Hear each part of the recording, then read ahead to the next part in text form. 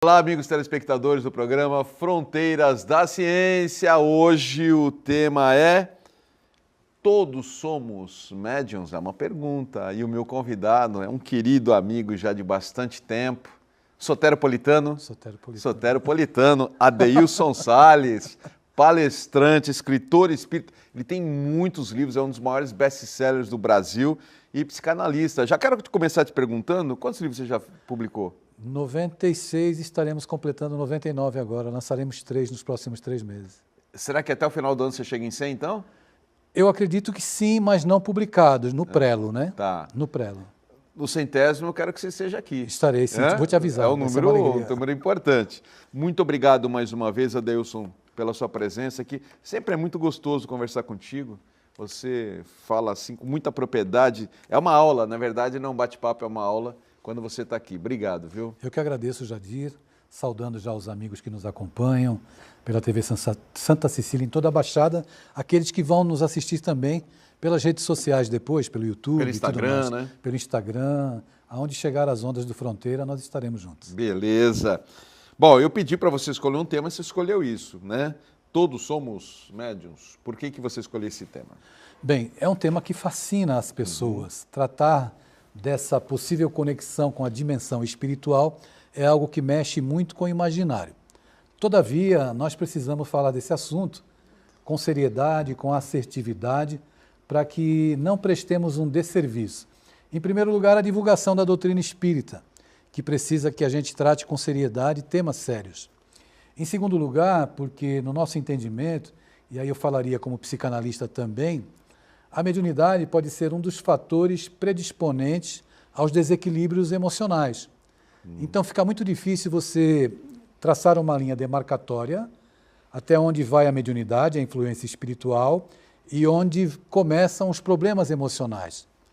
Temos para nós, pelas experiências e pelo atendimento e tudo mais, e prática também nas instituições espíritas, que onde existe problema emocional, tem problema espiritual.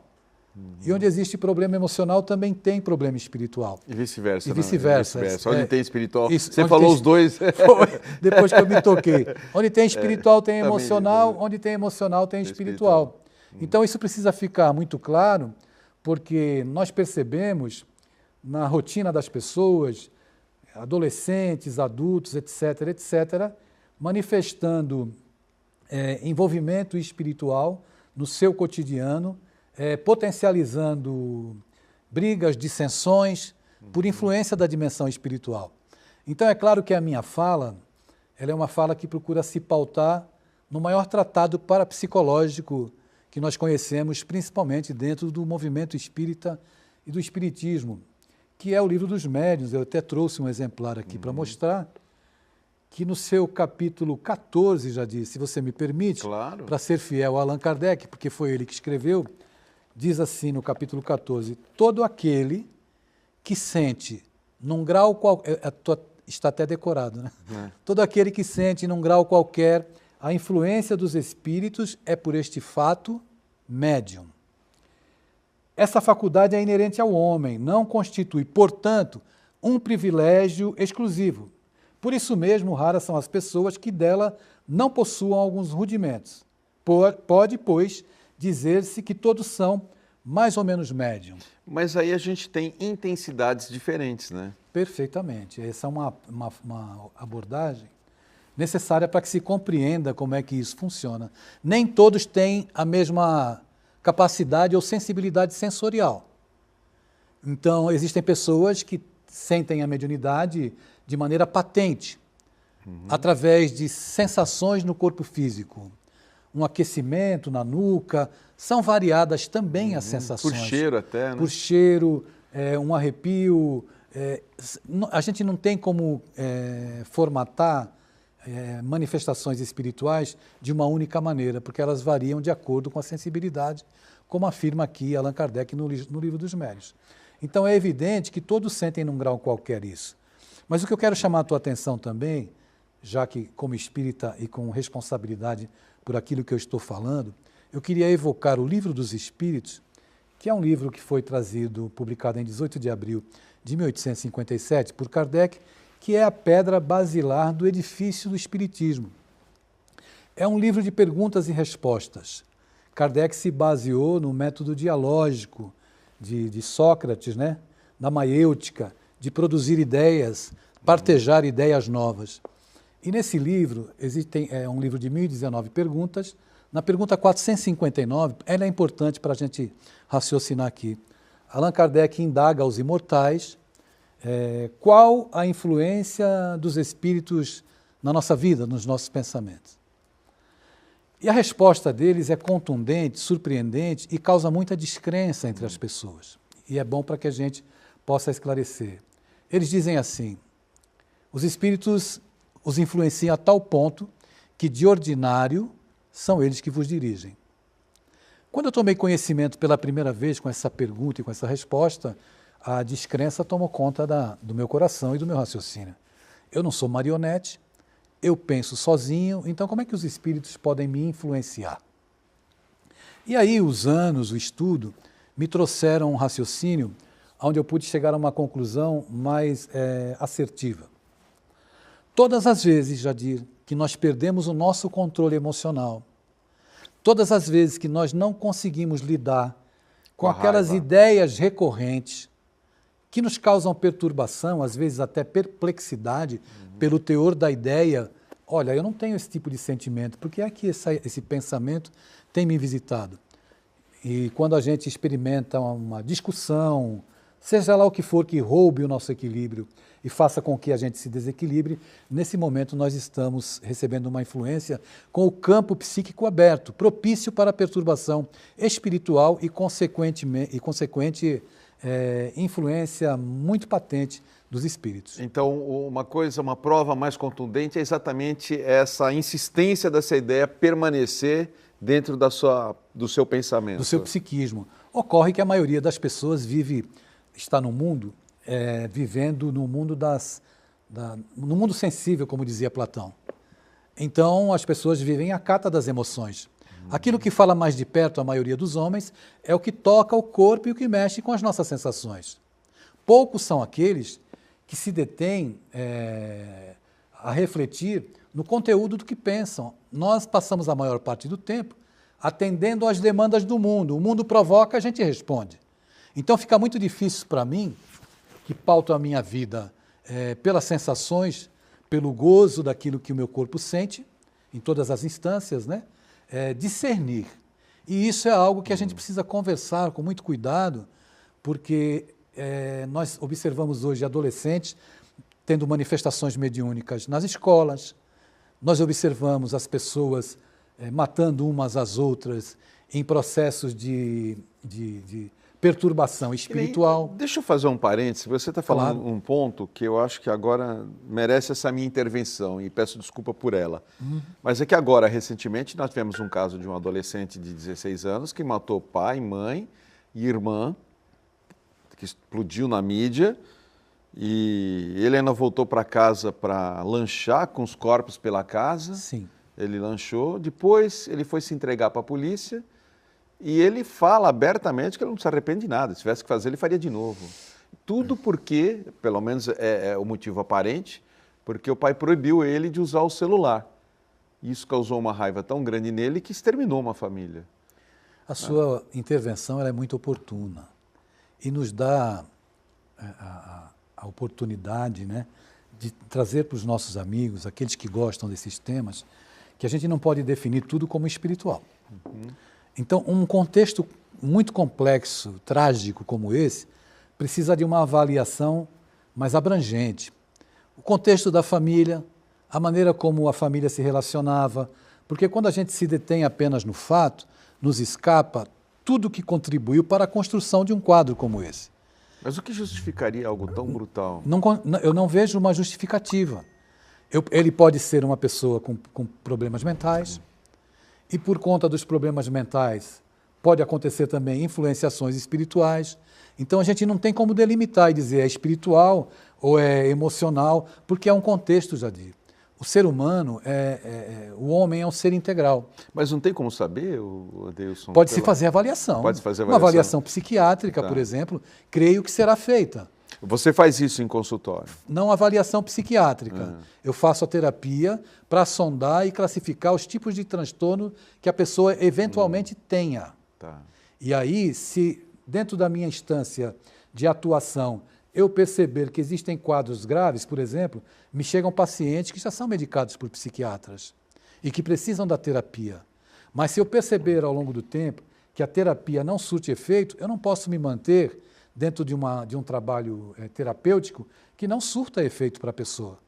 E ela vai revelando, vai demonstrando, pela própria oralidade, já que o inconsciente se manifesta pela oralidade, né? Já dizia Jacques Lacan, e por todas as demandas que ela me traz, inclusive pelos sonhos que ela me revela. Os sonhos são imagens simbólicas em que a gente consegue interpretar aquilo que o emocional, o que o inconsciente está mandando de mensagem. Por isso que você não pode nunca dizer, olha, aconteceu isso porque ele é médium desequilibrado. Não, isso é um pensamento muito raso e que não nos permite entender a complexidade dos problemas humanos, principalmente dessa monta de uma gravidade como essa. Certamente, o advogado que será constituído pelo Estado, se ele não tiver condições de pagar, vai pedir uma avaliação psicológica, psiquiátrica, e aí vai poder se determinar o porquê de tanta insensibilidade, não é? De onde vem isso, se é um problema orgânico, hormonal, seja lá o que for. Ou espiritual. Ou espiritual também. Mas eu creio que existam os dois componentes aí. Um influenciando o outro. Um influenciando o outro. Eu creio que existam os dois componentes. Tá, porque quando você também tem esse problema mental, você está abrindo um campo de frequência também para... Totalmente. Né? Totalmente. Para sintonia com esses, né, seres trevosos. Os afins se atraem, não se atraem? Sim. No campo energético, isso se dá também no campo mental. Então, nós acabamos atraindo companhias espirituais de acordo com aquilo que a gente cultiva e de acordo com aquilo que a gente pensa. Isso não é novidade. Já se falou aqui, outros convidados já falaram sobre isso. Mas o que ocorre é que a maioria das pessoas não considera a dimensão espiritual, por causa justamente do mundo das sensações, desse mundo sensível. Mundo físico, né? Do físico. Agora, a gente percebe hoje em dia, com o crescimento, né, e a própria Organização Mundial da Saúde, a cada ano está criando novos CIDs, novos códigos, para classificar as distonias mentais, os problemas emocionais que assolam a humanidade. Porque o homem hoje, ele empreende uma fuga de si mesmo para viver os modelos que o mundo propõe. Isso causa adoecimento. Então, se eu tenho dificuldade em lidar com a minha própria essência, de certa forma eu estou vulnerável. Eu encontro com você na rua, Jadir, eu esbarro em você e a gente começa a discutir. Eu tenho problemas graves, emocionais. Você tem a sua demanda. Se existe uma influência espiritual perniciosa, e ela existe, basta ela encontrar campo para se manifestar, no instante em que nós nos atritamos, que nós perdemos o controle, em 5 minutos, eu não sei se eu estou discutindo com o espírito obsessor, ou você comigo. Eu vou mais longe. Você começa a discutir com um adolescente dentro de casa, 5 minutos depois você não sabe mais quem é o adolescente. O pai pode discutir com o filho, que está com transtornos emocionais, e também discutir com o espírito obsessor, porque a mediunidade ela é uma condição orgânica, ela não começa aos 21 anos ou aos 18, é uma condição orgânica. Então, nós não temos como definir quem é mais sensível, quem é menos sensível. Mas você citou sobre o CID, né? Nós temos já hoje um código de identificação de doença ligada já à mediunidade, não tem? Ou a obsessores, tem algo assim, não tem? Já um CID? Existe um estudo que tenta, né? Aliás, isso vem da época de Kardec. Quando o Livro dos Médiuns foi publicado, 1863, 6 anos depois praticamente do Livro dos Médiuns, se eu não me engano, quando ele foi publicado, já existiam pessoas que alegavam que a prática espírita ou a prática da mediunidade levava à loucura. Isso já se falava desde a época de Kardec. E muitas pessoas hoje, por desconhecimento, por não se aprofundarem no estudo, evidentemente, ao perceber que existem pessoas que são muito sensíveis, inclusive Chico Xavier foi até estudado pela NASA. Tamanho era a capacidade sensorial desse médium espetacular. Alguns alegam que a mediunidade é uma doença, principalmente nos médiuns que revelam essa ostensividade. Divaldo Pereira Franco, Chico Xavier, Ivone do Amaral Pereira e tantos outros que nós poderíamos citar, e que são vistos como pessoas que sofrem de distúrbios. Então tudo é muito nebuloso, Jadir, nessa classificação. Pelo desconhecimento, né? Pelo desconhecimento, pela desconsideração, pela crença que a ciência acadêmica tem de que nós somos um conglomerado de células, que o pensamento é uma secreção do cérebro e que não existe uma consciência extracorpórea. Mas eu acho que nós estamos indo na direção, quando eu digo nós, eu digo ciência, na direção de compreender melhor o campo espiritual, não tá? Eu acho que, ultimamente, eu sinto mais, pelo menos que eu vejo também em outros programas de televisão, com médicos, com cientistas, eles estão muito mais abrangentes e aceitando essa possibilidade, né? Mas, Jadir, algumas universidades do mundo... É que antigamente não era assim. Não, o meio acadêmico jamais aceitou, o meio científico jamais aceitou.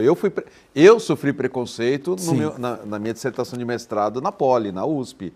Eu fui porque eu queria fazer um trabalho do Dr. Sérgio Felipe, da glândula pineal, eu queria fazer um estudo do campo magnético, né? Eu queria voltar isso para a eletrônica, que é a minha especialidade, e na época me falaram, olha, você precisa do título de mestre?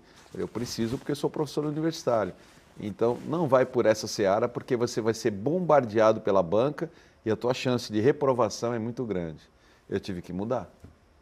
Mas a gente sabe hoje, tenho certeza que você tem conhecimento, de que existem cadeiras em várias universidades do mundo hoje voltadas para a espiritualidade. Sim, temos o doutor Décio Iandoli, tem participado de muitas universidades tratando desse assunto. Mas eu vou deixar uma pergunta para você no próximo bloco, que eu sei que nisso você é especialista, sobre adolescentes em escola, se tem tido muitos casos aí dentro do âmbito da obsessão, tá bom? Ok. Próximo bloco? A gente volta já com Adeilson Salles, rapidinho. Estamos de volta em nosso segundo bloco, hoje conversando com Adeilson Salles, ele que é palestrante espírita, escritor, já vai chegar na marca dos 99 livros, né? E também psicanalista, e estamos falando sobre Todos Somos Médiuns. E aí, um bate-papo gostoso, eu deixei a pergunta para ele no bloco anterior, sobre adolescentes ou até crianças nas escolas, né? Se tem muitos casos de obsessão e se isso é comum, né? Sim, Jadir. Os adolescentes e as crianças, né? As crianças numa ordem menor, não que não sejam médiuns, mas os casos estudados são em menor quantidade. Na adolescência, a gente pode até citar alguns casos ocorridos recentemente, no período pós-pandêmico, em que surto coletivo de ansiedade, e aí eu fui estudar isso para poder ver se havia conotação espiritual, e fui procurar na própria literatura espírita produzida por Allan Kardec, na Revista Espírita de 1863, e encontrei um caso interessante em que eu pude fazer uma analogia. Eu parto do pressuposto, e é claro que ninguém precisa partir do meu pressuposto e sob a minha perspectiva. Eu não creio nos espíritos, eu sei que os espíritos existem. É algo que me dá tranquilidade para poder falar, e falar com preocupação e responsabilidade sobre um tema que às vezes é tratado com menor importância e ele mexe com o nosso cotidiano.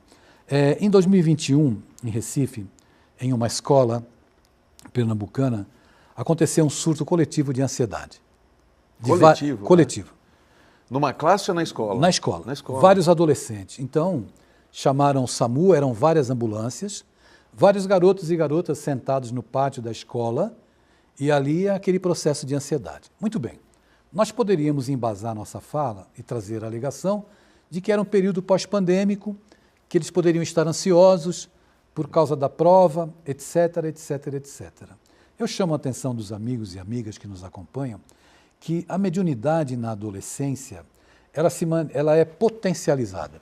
Não é que quando ele se torne adulto, ele diminua a mediunidade. É que o processo de desenvolvimento da adolescência, eu considero o período da adolescência um período de ebulição psíquica, em que o espírito, o adolescente, está experimentando, por exemplo, as reminiscências de vidas passadas que vão surgindo no seu psiquismo sutilmente, sem que ele perceba quem ele foi, a sua biografia reencarnatória. Junto com o contexto do desenvolvimento educacional em família, desde a infância, teve pais presentes, sua educação foi terceirizada, não teve pais presentes, é um órfão emocional, que é aquele que tem pais em casa, mas não tem os pais dentro da vida. Então, são muitos os aspectos a se considerar. E é evidente que, dentro dessa perspectiva, dessa ebulição psíquica, a influenciação espiritual, num mundo em que o sexo está banalizado, a sociedade está erotizada, a vida virou um shopping center de prazer, veja como é difícil ser adolescente nos dias de hoje. Diante dessa realidade, as influências espirituais elas podem ser mais patentes. Somado a um problema emocional, esses problemas convergem na mesma direção e o adolescente acaba dando manifestações mediúnicas, e professoras de escolas, porque eu faço palestras em escolas, me narram casos de garotos e garotas que falam coisas que depois não lembram o que falaram. Então, é claro, busca-se sempre uma justificativa no campo emocional, no campo relacional do adolescente, mas a gente sabe, e partindo dessa perspectiva de que todos somos espíritos vivendo uma experiência humana com prazo de validade, os adolescentes não fogem também às influências espirituais. Então, quando eu me deparei com o caso de Recife, do surto coletivo de ansiedade, eu fui estudar na obra trazida por Kardec se eu conseguia algum fato que eu pudesse ter uma correlação para compreender. Então, eu descobri um caso, publicado na Revista Espírita, dos possessos de Morzine. Possessos é uma palavra inadequada, porque os espíritos não nos possuem, eles não tomam o nosso corpo. É uma palavra que eu coloco entre aspas. Eles nos subjugam quando o processo obsessivo é muito adiantado. E nessa cidade de Morzine, uma comunidade de 2.400 pessoas na França, houve um surto de manifestações mediúnicas. E era um surto para essa faixa de idade, para a adolescência. Esse surto foi tão preocupante que o governo francês, à época, enviou aquilo que seria hoje o ministro da Saúde para avaliar a causa daquela situação. O ministro da Saúde se dirigiu ao local, observou os fatos e voltou para Paris com a alegação de que aqueles problemas emocionais eram questões sanitárias. Era o que ele arrumou de alegação. O padre tentou exorcizar, reuniu todos os adolescentes numa igreja, virou um pandemônio. Ele não conseguiu dar conta de tudo que acontecia. E a cinematografia tem muitos filmes que falam de efeitos poltergeist e tal, efeitos físicos com a presença de adolescentes, né? O cinema retrata muito bem isso. E então eles só conseguiram amenizar, diminuir e apaziguar essa situação depois de um tempo, quando eles afastaram todos os adolescentes, levaram os adolescentes para lugares diferentes. Eu fiz a analogia pensando nas questões emocionais, porque, evidentemente, os adolescentes de Paris, naquela época, também tinham problemas emocionais. Não como os de hoje, surtos de ansiedade, mas tinham. Porque a adolescência e a infância, a gente precisa considerar que são períodos do desenvolvimento humano que não são respeitados. Você encontra um adulto, você consola. Você encontra uma criança, você pede para ela engolir o choro. Você encontra um adolescente que diz que está triste, você desmerece a tristeza dele dizendo que aquilo é bobagem. E nós fomos adolescentes, nós sabemos disso. Então, o assunto é bem complexo, né, Jadir? Demandaria muito tempo. Mas eu estou passando rápido para tentar trazer alguns recortes de fatos acontecidos hoje. Recentemente, em São Paulo, falando com uma professora, ela me disse de um adolescente que sempre tinha manifestações mediúnicas em sala de aula e que perdia os sentidos e depois voltava. Procurava se tratar do campo emocional, algum surto, etc., mas estava ali a fala patente, né? Na sua vivência, uma vez que você vai muito em escola, dar palestras para jovens, você já se deparou com algum caso assim? Já me deparei e atendi o caso, inclusive. Foi durante uma palestra que eu ministrei no Estado do Sul. Depois da palestra, um adolescente veio falar comigo totalmente mediunizado. Mediunizado? Mediunizado, mediunizado. Você percebeu isso? Percebi isso claramente por causa da oralidade e por causa do semblante dele alterado. E depois que nós procuramos conversar, tentando ser ali um intermediário entre aquele que influenciava E o adolescente, toda a sua face se tornou mais amena, suave, o tom da sua voz, o gestual se modificou completamente. E o que ele chegou para você como? De que maneira? O que ele falava? Esse garoto, ele me dizia acerca do amor que tinha pelo menino, porque era um parente, que havia desencarnado recentemente e que não queria se afastar dele, porque queria protegê-lo. Ah, então você falou com o obsessor, Com o obsessor, com o espírito, porque ele veio mediunizado falar comigo. Entendi. Agora, o interessante é que, olha como as duas dimensões, elas estão entrelaçadas e a gente não percebe. Você sabe por que o obsessor...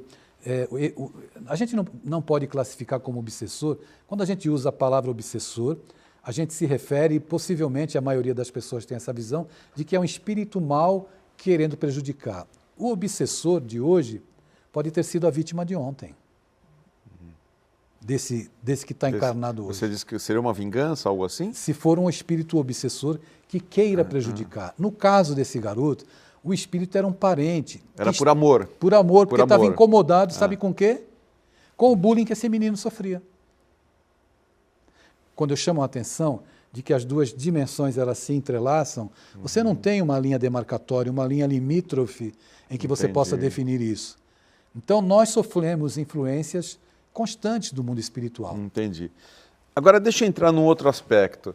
Você falou que na adolescência a influência é muito grande, mas na primeira infância é quando muitas crianças têm lembranças de vivências passadas, Sim. né? E eu te explico, Jadir, segundo os estudos e as informações que nós temos. Segundo os espíritos, a encarnação ela se completa na Terra até aproximadamente os 7, 8 anos de idade. Não existe uma data X. Fez 7 anos, a encarnação está completa. Nesse período, a criança ela está mais sensível à dimensão espiritual. Por quê? Porque o processo reencarnatório está se completando. Quando é que começa o processo reencarnatório? No instante em que o espermatozoide fecunda a célula ovo. Naquele instante em que há a fecundação, a primeira molécula do corpo espiritual é conectada na célula. À medida que as células se reproduzem, as moléculas vão se conectando. O espírito passa pelo processo de miniaturização e de entrar numa faixa vibratória mais densa. Porque o corpo, sendo energia, ele é uma energia, mas é uma energia mais densa. Certo. Quando ele reencarna, molécula, célula, ele vai entrando num outro tipo de vibração, o corpo vai se desenvolvendo, ele vai passando pelo processo do esquecimento. Mas, segundo os espíritos, esse processo vai até aproximadamente 7, 8 anos de idade. Então, uma criança pode brincar com os amigos imaginários, os pais acharem aquilo interessante, esquisito, a criança pode, em alguns momentos, estar tendo percepções mediúnicas. Agora, o que tem de interessante é que algumas crianças podem manifestar uma perturbação espiritual, mas não todas. Não é regra geral. Por quê? Existem espíritos que são mais, digamos assim, na sua obra, naquilo que construíram durante as suas vidas, são espíritos recalcitrantes no mal. Esses espíritos podem experimentar, sim, perturbações espirituais mais ostensivas, espíritos que trazem dificuldades de vidas passadas, não apenas que tenham sido maus, eu me expressei equivocadamente, espíritos que têm um débito com o sagrado, com a vida. Esses podem experimentar a ponto de viverem pesadelos, perseguições, mas isso não é regra geral para as crianças. A maioria das crianças passa por um processo e sofre uma proteção espiritual. Não que o outro não tenha proteção espiritual, mas para o histórico de quem volta, dentro daquelas circunstâncias e dentro daquela biografia, ele passa por alguns processos que vai precisar de assistência.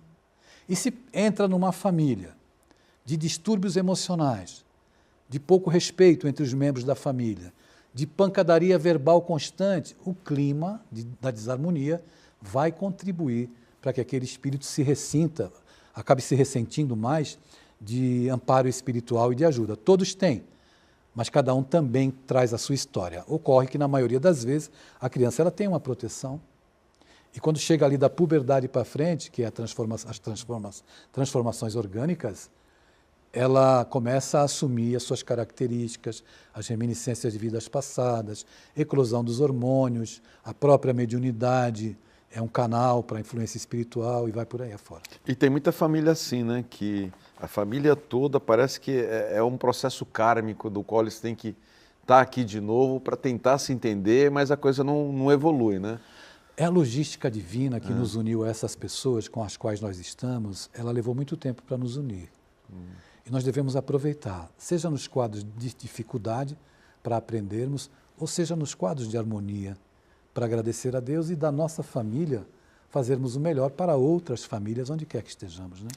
Deilson, vamos falar dos seus livros agora. Você escreveu muitos livros voltados para os adolescentes, você fez até, foi a sua netinha? A minha netinha, o primeiro livro infantil foi para ela, para Isabela. Isabela, né? Eu lembro Belinha disso. e Lagata Bernadette. Belinha, eu lembro disso. E você fez muitos livros espiritualistas, não espíritas, né? Acho que foi espiritualista. Dentro do contexto espírita, mas que pudesse chegar numa linguagem para todos os públicos, em geral. Tanto é que alguns livros meus foram adotados em escolas, porque trabalhavam também muito valores éticos morais, né? Não, os seus livros são fantásticos. Eu tenho grande parte dos seus livros que você mesmo me deu também, autografou, a minha filha aproveitou quando criança, né? E você tem livros para adultos também. Para adulto que está nos vendo, que livro que você acha que recomendaria seu livro para a pessoa ler? Inimigo Íntimo. Inimigo Íntimo. É um livro que você pode encontrar na Amazon em formato e-book ou impresso. É um livro muito vendido, né? Muito bem aceito e que foi uma obra que me trouxe muita felicidade, porque é a minha fala como psicanalista e também a minha fala como espírita. Legal, né? Uma mistura. É uma mistura. Inimigo Íntimo. Inimigo Íntimo. São os monstrinhos que a gente alimenta diariamente. Legal. Que damos rações. Ficou a dica. Na Amazon, então, certo? Na Amazon. Legal. Eu vou fazer a agenda do programa agora, mas eu quero também já deixar uma pergunta como gancho, né? Que são os tipos de mediunidade que existem, né? Porque, como você afirmou, todos nós, de alguma maneira, temos uma mediunidade. Então, repito, Instagram, Adeilson Salles Oficial. E já vou te falar que a minha esposa, por exemplo, te segue no Instagram, né? Você posta sempre lá vídeos, né? E ela gosta muito de seguir. Diariamente eu sempre posto, escrevo uma mensagem e faço uma reflexão ao meio-dia. Uma reflexão, convidando as pessoas a pensar na vida, trazer mensagens positivas, frases. Frases que são frases muito bonitas. E a gente tem esse trabalho já há alguns anos. Bom, Jadir, a mediunidade, eu não tenho como te falar sobre todos os tipos de mediunidade. Existe a mediunidade de efeitos físicos, aquela exatamente, materialização, etc. E tem a mediunidade intelectiva, digamos assim, como a psicografia, a psicofonia, psicografia de escrever, a psicofonia de falar. Nós temos os médiuns clarividentes, médiuns sonambúlicos.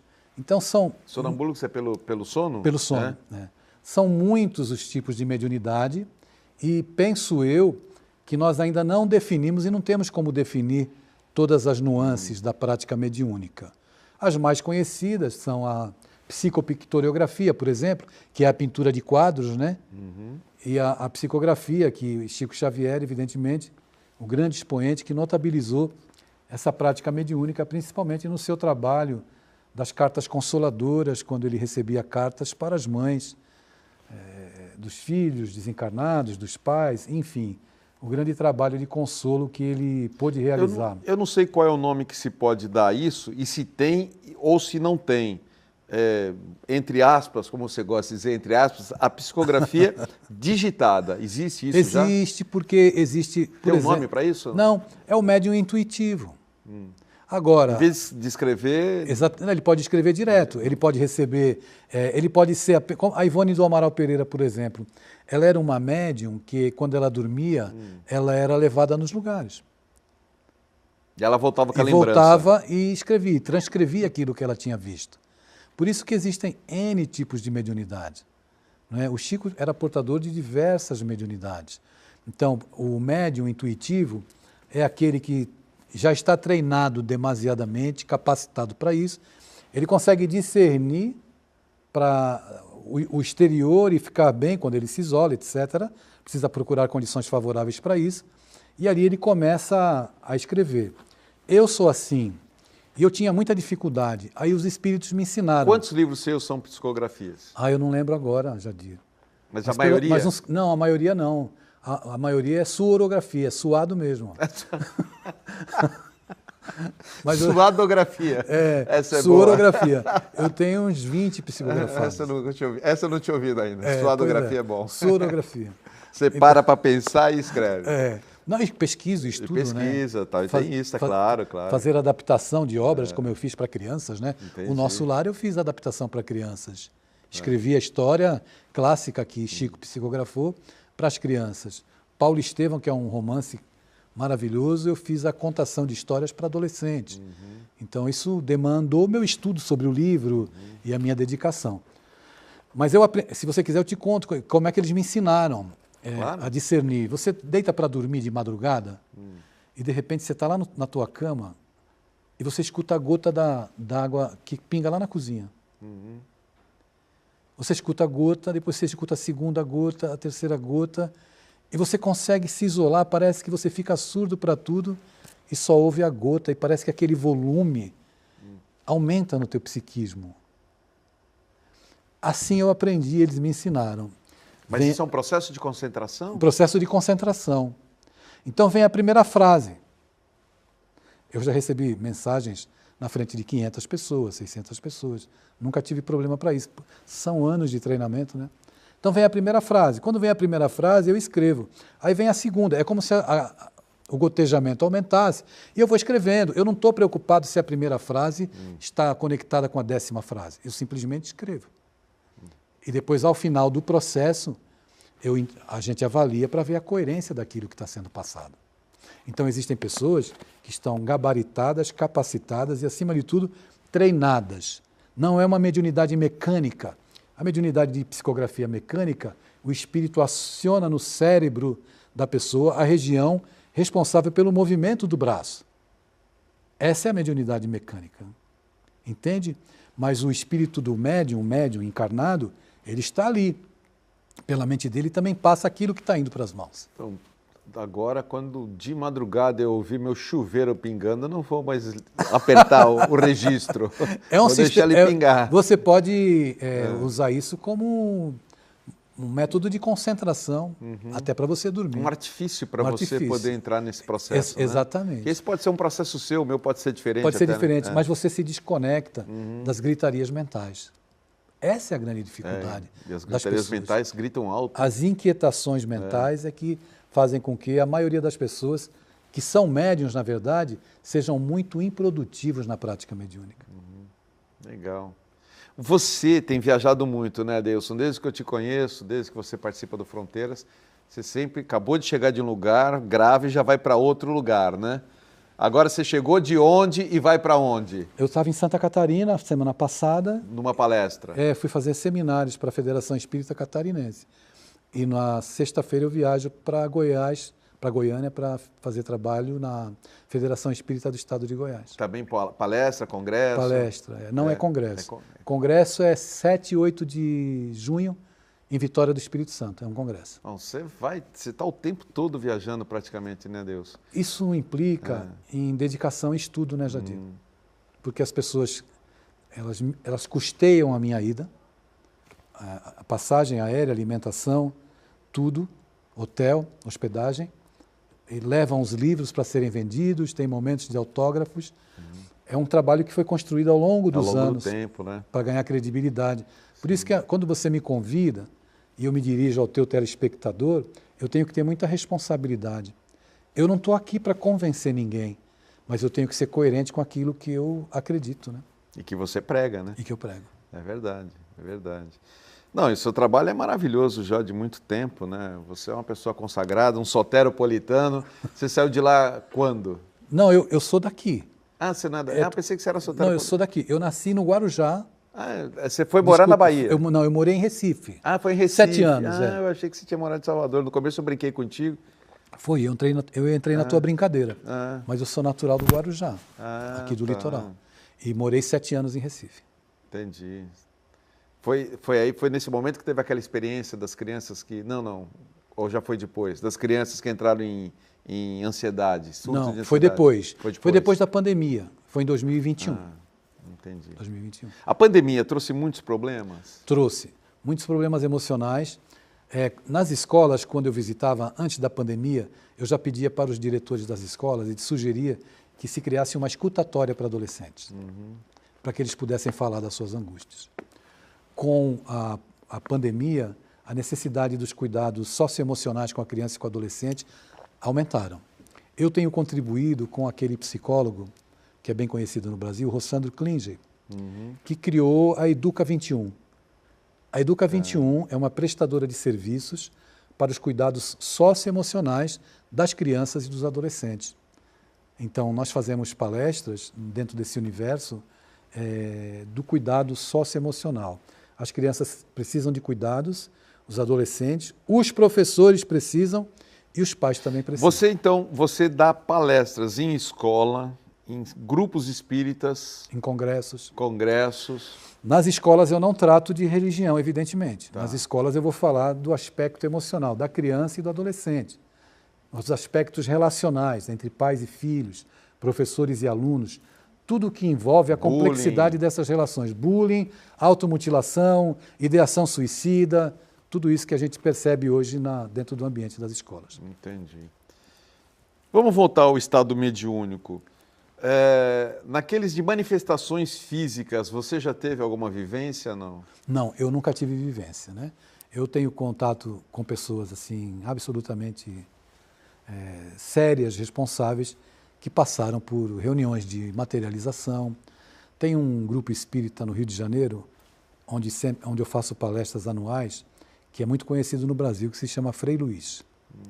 Lá realizam-se reuniões de materialização muito sérias e muito respeitadas. Com ectoplasma? Com ectoplasma, com tudo. Com todos os cuidados necessários. Porque o fenômeno do ectoplasma parece que ele diminuiu muito nos dias de hoje, né? Então, a ectoplasmia é um fenômeno que diminuiu porque poucas são as pessoas que oferecem condições de equilíbrio para participar de uma reunião como essa, médiuns preparados, dirigentes que tenham conhecimento para conduzir uma reunião dessa com responsabilidade. Porque numa circunstância de curiosidade, dependendo de como se promova a reunião, pode acontecer até o desencarne do médium. Entendi. Então isso é perigoso. Há muitos anos atrás, já faz muito tempo, o programa tem 26 anos, esse ano faz 26 anos o Fronteiras da Ciência, mas, sei lá, acho que no 5º, 6º ano do Fronteiras, eu entrevistei um engenheiro da Codesp, inclusive, que ele viu o filho materializado, o filho dele, se não me engano, faleceu de moto no Guarujá, um acidente de moto, e ele viu o filho materializado em ectoplasma, em São Paulo, que ele ficou impressionado. Ele trouxe aqui no programa a foto do filho dele vivo e a foto do filho materializado em ectoplasma, uma coisa que me impressionou e, na época, eu deveria ter guardado isso, porque é fantástico, ele já faleceu, esse engenheiro, e depois ele foi atrás de uma pessoa no Rio de Janeiro também, que fazia ectoplasmia, né? Que ele me deixou impressionado pela semelhança mesmo. Mas eu quero entrar no outro aspecto da materialização, que ainda existe hoje, que é a dona Edelarzil, de Votuporanga. Do algodão? Do algodão, fenômeno do algodão, que é uma coisa inacreditável. Eu fui lá e eu não consigo até hoje entender como consegue materializar do nada, vai saindo ali na tua frente. Não sei se você sabe alguma coisa sobre ela. Não, eu vi notícias e acompanhei algumas notícias, não presenciei o fenômeno em loco, né? Então, mas se você viu e esteve presente, né? Eu fui para ver o que ela fazia, né? Quando eu fui, eu não acreditava. E eu fui com a permissão de entrar naquele tanque que ela trabalha e tal. Sim, sim. E não tem. É uma peneira na tua frente, algodão, e os objetos vão saindo, objetos muito maior do que o algodão. A peneira é completamente fechada, porque o algodão vai saindo junto. Quando diminui o algodão, você vê que é só a peneira, não tem de onde sair aquilo, não existe de onde sair aquilo. Você fica impressionado com aquilo. Então, agora eu vou te perguntar, o que você achou, Jardim? Olha, eu fui acordado até lá, porque é longe, é divisa de São Paulo com Mato Grosso, e voltei sem dormir no ônibus, porque fiquei pensando o tempo todo sobre aquilo. Eu te entendo. Agora, trazendo dentro desse universo da mediunidade, para que a gente não deixe escapar algo que tem acontecido hoje, que é muito importante também, é a transcomunicação. Instrumental, Sônia Rinaldi. Sônia Rinaldi. E nós temos o nosso companheiro, que é escritor também. O Luiz... Esqueci da transcomunicação, isso é legal. É algo interessante. O Luiz Ru. É o peruano. O peruano, é. Peruano, ele esteve aqui ano passado. Eu lembro. Eu lembro quando ele esteve aqui. Ele esteve comigo. E ele tem feito experiências muito interessantes. Eu fui à casa dele, no Rio de Janeiro, passei um final de semana de palestras lá e fiquei hospedado na casa dele. E vi experiências maravilhosas que ele vem fazendo. Então, a dimensão espiritual, ela vai sinalizando para nós a importância de nós termos vida antes da morte. Isso é muito importante. E o processo dele foi sendo aperfeiçoado em relação até perfeitamente, o da Sônia Rinaldi, porque ele me trouxe aqui imagens incríveis que ele obteve de seres já desencarnados. Ele faz experiências marcantes. Os recursos que ele vem se utilizando são inovadores, né? Para transcomunicação. Legal, bem lembrado, bem lembrado. Bem lembrado. Aliás, eu sei que muita gente está pensando agora, pô, traz ele de novo, né? Vamos falar com ele aí. O Luiz Ru, né? Quando ele vier para cá, vamos ver se ele vem no Fronteiras. Eu não sei se você ficou com o contato dele. Não, eu tenho contato. Tem que contato do Luiz Ru. Falar com ele para a hora que ele vier para Santos agendar a vinda aqui. Né? Sem dúvida. Ou a São Paulo mesmo, né? Eu acho que quando ele veio a São Paulo, desceu a serra para gravar comigo e depois voltou. Sim. Se não me engano, foi isso. Mas ele esteve na Baixada fazendo palestras. Teve. Teve aqui? Teve. Tá bom. Melhor ainda, mais fácil ainda. Eu estou praticamente no fim do bloco, do terceiro e último bloco. Adeilson, eu vou deixar mais uma vez o seu contato para os telespectadores. As pessoas podem, através do seu e-mail ou no Instagram, fazer perguntas? Podem. Lá no Instagram vão encontrar o WhatsApp. Lá eu esqueci de te passar, né? Você me pediu o contato, eu esqueci de te passar o WhatsApp. Eu pensei que você não quisesse, não, foi uma falha minha. Bom, mas no Instagram tem? Tem, no Instagram tem o WhatsApp. Então vamos lá. Olha, o e-mail, deixa eu pegar o óculos aqui, é Adeilson Escritor, tudo junto, né? Lembrando que Adeilson é com N de navio no final, tá? adeilsonescritor@gmail.com. No Instagram, como ele disse, você também vai obter o WhatsApp dele, que é Adeilson Sales Oficial, tá bom? Tudo junto, né? Instagram emenda tudo, né? O Instagram emenda tudo. Então você vai escrever Adeilson Sales, com 2 L's, Sales é com 2 L's, Oficial, tudo junto. E aí você pode acompanhar, né, o Adeilson, suas mensagens agenda, diárias. Publicação de livros, palestras. Pode te chamar para palestra também? Pode chamar. Eu sei que a sua agenda é... Não, aqui é mais fácil durante a semana, né? Aqui na Baixada. Perfeito. Do que o final de semana. Perfeito. Deixa eu só dar o tema da semana que vem. Eu não vou conseguir falar o nome do convidado, tá bom? O tema é meditação e Kriya Yoga, né? Meditação e Kriya Yoga, até para a gente ter essa paz interior que é tão necessária, né? Sim. Que você citou aqui.